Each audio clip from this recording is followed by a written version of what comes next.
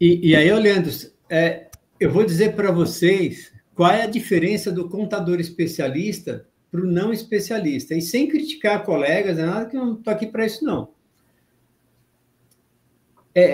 Quando você é MEI e o governo fala assim, você não precisa ter um contador, o que ele está dizendo para você? Você não precisa ter registro fiscal, você não precisa ter controle de produto, você não precisa ter balanço, você não precisa ter decore, você não precisa ter uma EFD. Aí o pessoal pode perguntar, nossa, mas o que é esse monte de coisa? É por isso que precisa de um contador. É por isso que o contador estudou 5 anos e continua estudando. É igual médico, né? Tem que estudar. Eu sou meio libertário, né? Eu sou meio assim, que eu acho que o Estado não precisava existir. Mas, como isso não existe, tá? Essa minha opção aí é muito difícil de acontecer. Se for fazer, faça direito. E se não for fazer, não faça, então, que é melhor. Não faz meia boca, porque daí o negócio é complicado. Para arrumar é melhor do que não fazer, cara. Exatamente. Eu vou começar com a pergunta do Felipe Rocha aqui. Obrigado, Felipe. Vocês já criaram um método para quem planeja sair do CLT para o empreendedorismo? Tu já tem, Marcos, o método? A Graziele já tem? Quem tem? Já temos um método. Já tem? Sim. Quem responde essa? Tu ou a Grazi? A Grazi pode falar. Vamos botar ela aqui. Tanto eu quanto o Marco, nós dois temos métodos, né? A gente sempre conversa, nossos métodos são bem parecidos. E temos sim. E a primeira dica que a gente fala é planejamento. Por exemplo, se você ainda está na CLT, não chuta o balde e sai correndo, se estrutura primeiro. Entendeu? Faça um planejamento financeiro primeiro pessoal, que nem o Marco falou, entenda do que você... Não faça, falaram que isso dá dinheiro, vou empreender.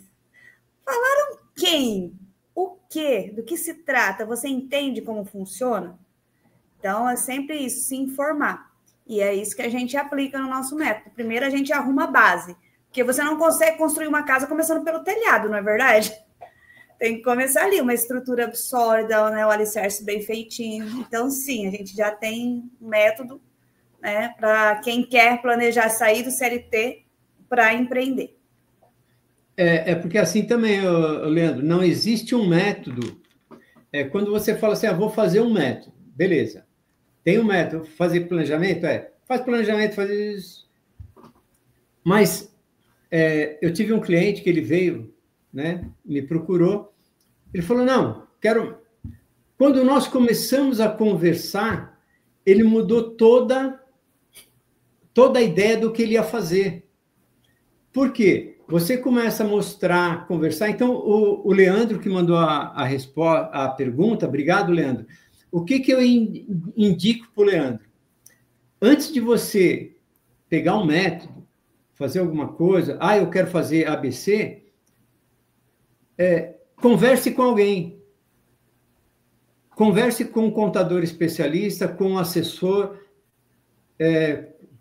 Não precisa ser comigo ou com a Grazi, mas converse com alguém que tenha essa estrutura, que possa falar com você, né? Que conheça de mercado, que conheça de um pouco de inteligência emocional, né? Porque, às vezes, Leandro, por incrível que pareça, a pessoa está tão cansada do CLT, cansada, quer ir embora agora, e ele acaba quebrando a cara. Então, precisa, é o que a Grazi falou, arruma a casa primeiro, arruma a parte pessoal, arruma a parte espiritual, né? O sentimental, e aí vai. Porque, vou te falar, quando você começa a empreender, Leandro, o rapaz que mandou a pergunta foi o Leonardo.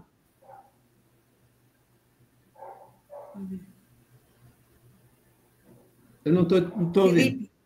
Felipe, quando você começa a empreender, a primeira coisa que a gente precisa aprender na vida é falar assim, não. É a primeira coisa que a gente vai aprender a falar. E isso é a pior coisa que existe para o empreendedor. Está te falando aqui uma pessoa que sentiu na pele isso, cara. Entendeu? Por isso que eu sempre indico que o método tem, está escrito e tal. Se você quiser adquirir, né? Depois manda no privado, a gente fornece para você, não tem problema nenhum. Mas, cara, todo método ele só vai ser bacana se você parar, estruturar na sua cabeça mesmo. Estrutura mentalmente primeiro, se estrutura mental para você poder ir para cima. Sabe por quê, Leandro? Porque existe uma outra coisa que é pior do que tudo na vida, cara. É a decepção de você dar errado. E isso daí, o método, nenhum método garante assim, você não vai dar errado. Nenhum método garante isso. E essa decepção, ela é pior de tudo. Então, por isso que eu hoje, nos meus 63 anos, eu gosto muito mais de conversar primeiro do que sair fazendo tudo, né? Eu acho melhor internalizar, pensar. E se você quiser, Felipe, estamos à disposição. Entre em contato que a gente vai conversar, bater um papo. E é 0800, tá, Felipe? Bate-papo é 0800, não é? É grátis. Tanto eu como a Grazi, né, Grazi? Sim. Primeiro, né, Marcos? Senão a pessoa vai ficar o dia todo mandando mensagem. Não é gratuita. O alinhamento é gratuito para a gente poder entender. Isso, Aí depois a gente conversa sobre a estruturação. Leandro, eu particularmente estou aqui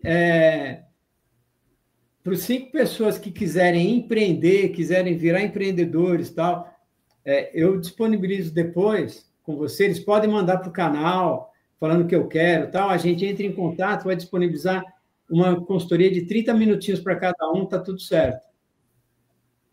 Eu disponibilizo a minha, aí a Grazi depois, se houver necessidade financeira... Oi? Estamos juntos? Estamos juntos. 30 minutinhos com eles. Isso não estava combinado, peraí, gente, só um pouquinho. Ó, isso não estava combinado. Então, a gente tem aqui, ó, a gente tem público no X. No X vai mandar um direct lá, uma mensagem no meu privado lá, tá? Que eu respondo, tá? A gente tem público nos 2 canais no X, tá? A maior audiência está sendo lá no X agora. Tanto no live... Manda do açougueiro, tá? Manda do açougueiro, que daí eu passo para a Grazi e pro Marcos. E quem tiver no YouTube, deixa uma mensagem, depois da live ali, e aí que eu converso com vocês no YouTube. E Facebook e Instagram... Leandro, desculpa te cortar, mas a gente só precisaria limitar, né? Sim, não, mas daí os primeiros 5 eu vou saber, entendeu? Isso, tá? perfeito, eu vou ver qual é os primeiros 5.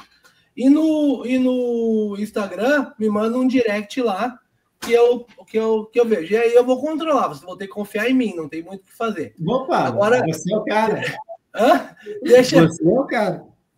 Deixa aqui, ó, a Carla perguntou também, quais os maiores obstáculos para sair de CLT e empresa? Mais ou menos a gente já falou isso, né?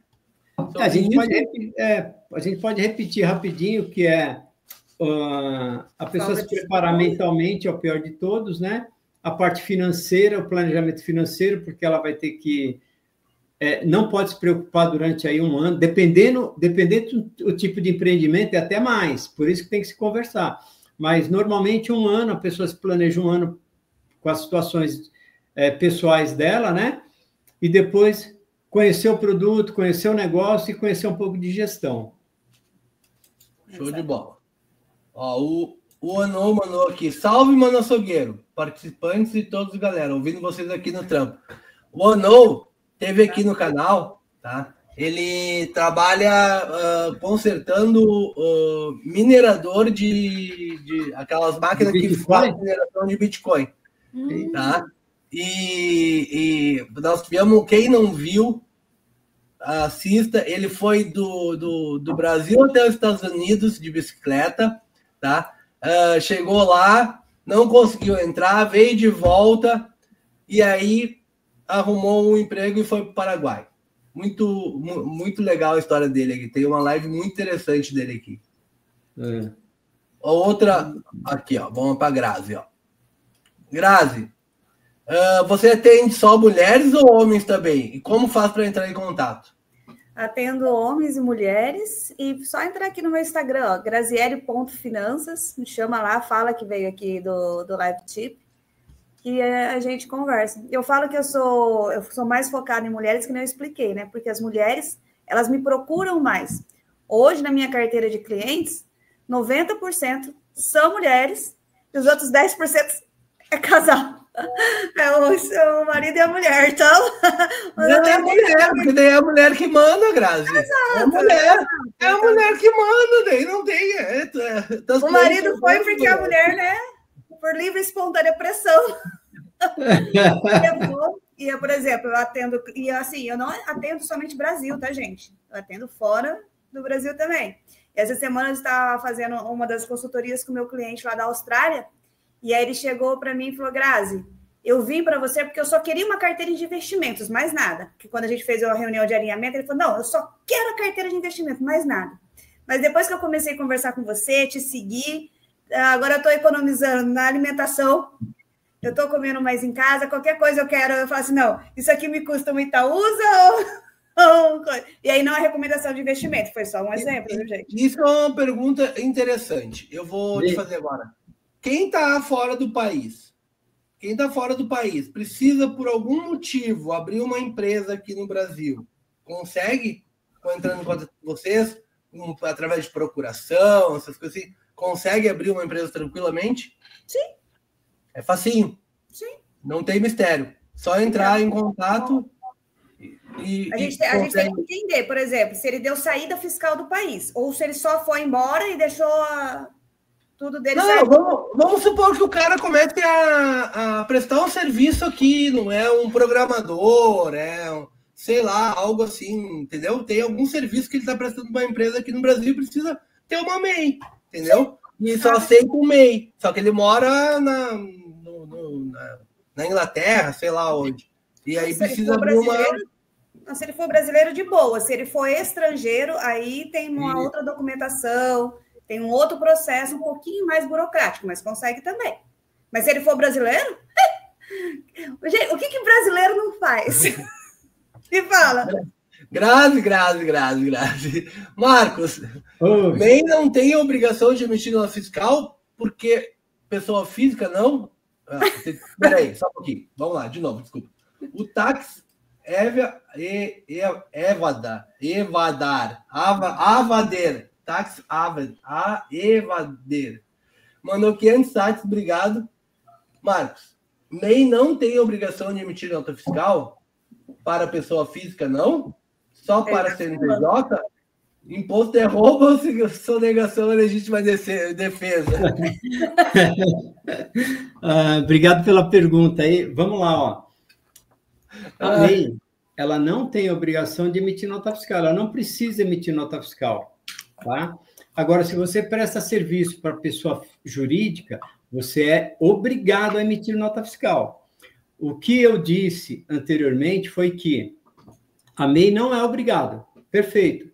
Porém, o nosso Código de Defesa do Consumidor diz que todo consumidor tem direito à nota fiscal, desde que ele peça. Então, o que eu digo é o seguinte, se você é comércio, tá? Imagina você como comércio está vendendo essas roçadeiras para... Oi? Uma blusinha, pode ser? Uma blusa, ou um vestido, ou então um terno. E aí a pessoa vai comprar lá. Aí eu quero falar, nota. Você até pode falar para ele assim, eu não sou obrigado a emitir nota. Tá certo. Só que é o seguinte, a lei do consumidor, do Código de Defesa do Consumidor, te dá o direito de ter a nota fiscal em seu nome. Então, o que eu sempre digo, fique preparado para que você pode ter alguém que quer a nota fiscal.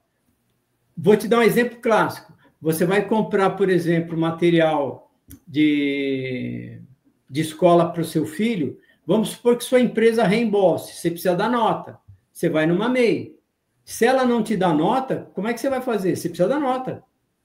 Mesmo que ela não seja obrigada a emitir nota fiscal pelo fisco. Porém, para você transitar com o produto tal, a nota fiscal ela pode ser exigida por qualquer consumidor. Eu vou te falar o seguinte, hein? Imposto é roubo, sonegação, é que assim, né? eu parto do seguinte princípio. Se você... eu acho que toda legislação, ela te dá alguma coisa a favor de você. Então, por exemplo, agora, Leandro, agora eu vou dar aquele briefzinho que eu ia falar no começo, lembra, de economia? Agora, vou aproveitar a pergunta do nosso colega aí, vou dizer o seguinte. Ó, deixa eu só contextualizar. É que esse é um jargão dos bitcoinheiros, tá? Das pessoas do público bitcoinheiro. Então, imposto é roubo e sonegação é legítima defesa, entendeu? Não é nada contigo, não é nada... Não, sim, é um jargão do pessoal do Bitcoin. Não, tranquilo. O que eu quero dizer é que, assim, a legislação, ela existe, e por isso que quem vai empreender precisa ter uma pessoa que conhece. Por quê? Não é do Bitcoin, desculpa, os libertários, as pessoas mais libertárias, assim, que não gostam... É que tem uma grande parte do pessoal do Bitcoin também é meio libertário. Perfeito. Para todo mundo.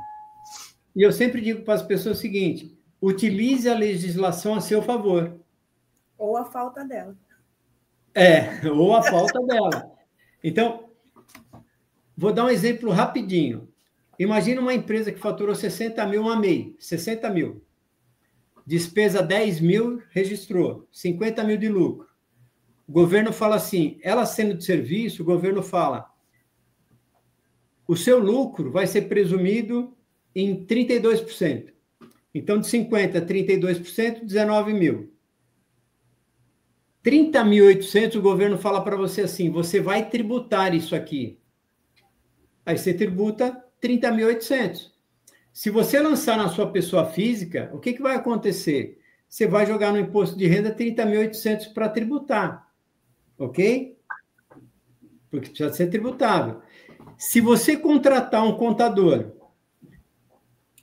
e ele tem que fazer todo o trabalho, né, que é fazer registro, você ter uma conta, que nem a Grazi falou, separada, você seguir as orientações do contador, e ele, todo mês, entregar uma EFD, uma ECF, que não é obrigatório, mas aí é uma legítima defesa do imposto.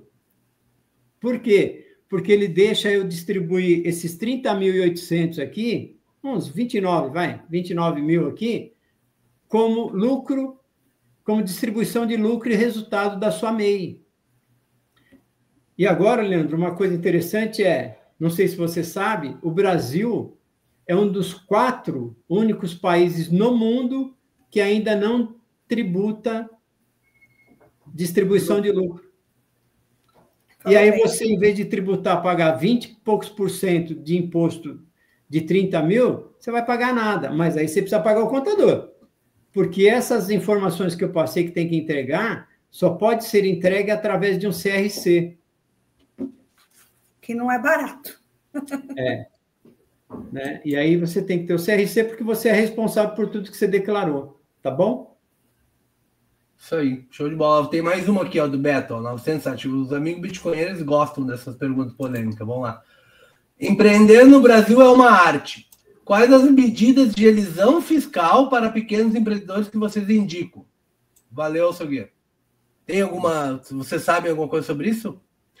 No Bitcoin tem um contador que o bordão dele é elisão fiscal, alguma coisa assim. Ele é bem legal. Ele é bitcoinheiro e ele só faz serviço para o pessoal do Bitcoin. Não, o Marco acabou de responder essa. É você conhecer a legislação, trabalhar com a letra da lei e também com a falta dela. Porque você consegue, trabalhar na omissão da lei também. De forma legal, porque se a lei não é clara sobre algo, logo...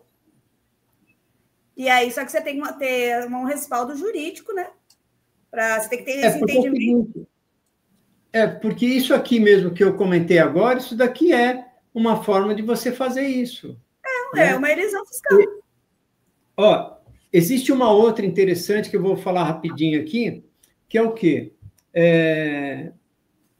Existem muitas clínicas médicas, pequenos hospitaizinhos médicos pelo Brasil afora aí, que as pessoas fazem pequenos procedimentos, né? Procedimentos que você não precisa ir para um hospital. Se a pessoa contratar um contador, uma pessoa especialista na área fiscal, ele vai analisar até a forma como você emite a nota fiscal. Porque dependendo como você emite a nota fiscal, você pode ser equiparado ao hospital. E a sua carga tributária, às vezes, de 80% naquele item que você colocou como procedimentos diversos ou como atendimento, ele cai drasticamente. Dá um exemplo aí, Marco, foi a Nestlé, lembra? Quando a Nestlé tirou o chocolate e virou biscoito, virou whey. O McDonald's que fez com o sorvete, né? Que é o maior aí, virou sobremesa. É isso, gente. É você trabalhar, né, com a lei a seu favor. Você saber usar a lei ao seu favor. E Leandro, eu vou fazer uma pergunta para o pessoal, que é o seguinte. Falo, cara, pergunta não, eu vou dizer para o pessoal o meu conceito. Eu gostaria de poder pagar em qualquer serviço R$1 milhão de imposto todo mês, cara. Todo mês. Eu não ia reclamar nem um pouco. Sabe por quê? Porque se você vai pagar R$1 milhão de imposto, cara, é sinal que o teu faturamento está bombando, cara. E aí você precisa ter da gestão, você precisa ter equilíbrio emocional, você precisa ter conhecimento para você lidar com isso. Então, eu concordo que a nossa carga tributária é muito grande. Mas, gente, vou falar uma coisa para vocês. A gente tem contato com pessoas fora, aí o pessoal fala que lá fora também não é brinquedo, não. Todo mundo tem sua cruz para carregar, meu Leandro? Olha. E dependendo da esposa do presidente, o cartão é mais... Ou é black ou não é black, entendeu? Deixa não fala da Janja, que isso vai dar coisa. Essa aqui eu vou perguntar para Grazi. Grazi, eu não sei se tu sabe o que é o DPix. Tu já ouviu falar? Não, esse não, hein? Esse é a novidade.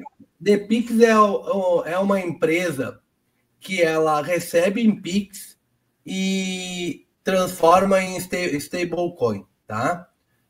De real. E daí, de real, ela já manda para uma outra criptomoeda que tu quiser lá, que tu escolhe, e aí depois já coisa.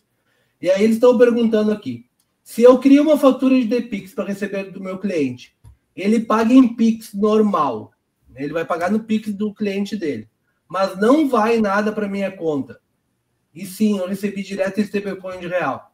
Se tu precisaria pesquisar sobre isso, ou tu tem assim o que isso aconteceria? Eu precisaria pesquisar para entender. Eu não sei se o Marcos sabe, aí ele pode falar, mas eu não sei como funciona. Mas é assim, ó. O que é isso? Se não passa na conta, é igual Bitcoin. Como é que você vai declarar? Exatamente. Então, porque o cliente do cara pagou, mas aqui, vamos supor que eu tivesse recebido esse DPix, não passou nada para minha conta. Isso já virou Ethereum, Ether, não sei como é que chama esses bagulhos, esses stablecoin, essas coisas, entendeu? Vira uma outra coisa e aí é só o cliente que pagou. Então, não tem muito que... É um negócio que é grave. No imposto de renda, porque no imposto de renda, a única coisa que você pode colocar lá para poder deduzir é médico, escola. Então, se foi uma transação qualquer, não está registrado em nada. Eu entendo, tem que pesquisar, mas eu não vejo como. É o que a Grazi falou, não tem legislação para isso. Exato. Está se usando da falta de legislação para usar o DPix. Trabalhando na ausência da legislação. Quer falar, Marcos?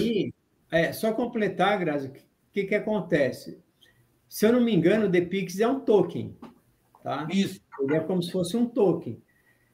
Esse token ele vai ter que ser registrado no nome de alguém. Você não vai ter, a não ser que seja um token feito pela internet que não tem dono, um exemplo. Não, a empresa acho que nem é aqui, eu acho.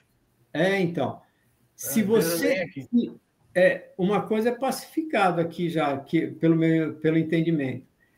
Se não passar por nenhum lugar do Brasil, você não tem registro disso, né? Você não vai ter registro. Como era o Pix no comecinho, ninguém estava preocupado, não tinha regulamentação correta, tal, e até mesmo o próprio Bitcoin ou as moedas, ou as criptomoedas, né? Agora já começaram a rastrear. Esse inovador aí, eu acho que eu até gostei dessa ideia, vou pesquisar mais sobre isso, que eu achei muito interessante, né? Então, realmente, aqui, ó, se ele paga em Pix normal, mas não vai para a sua conta, não tem rastreabilidade, você não recebeu nada. E eu não sei ainda, sou sincero em falar, esse stablecoin, aonde fica, deve ficar na internet, alguma coisa assim que eu realmente não conheço. Profundamente esse produto. Eu conheço.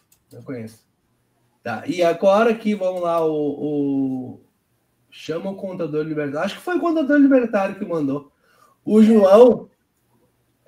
João, está assistindo aí, um abração. O João já veio aqui 2 vezes já. Nós fizemos 2 lives juntos, eu e ele. Eu fui no canal dele e ele veio no meu. Ele mandou 500 sats. Diz para chamar tá dizendo para mim que chamar o João Habitante para ter um papo com vocês. Eu acho que eles aceitam, e eu já vou dizer, vai ser um papo muito legal, porque o João é uma pessoa finíssima. Eu encontrei com ele lá no encontro do professor Alexandre em São Paulo. É muito gente boa, e eu acho que todo mundo tem o que aprender com o João, porque ele lida muito com essas coisas de fora, ele entende do DPix, ele faz o serviço para o DPix. Que bom, ó, já temos um especialista nessa parte.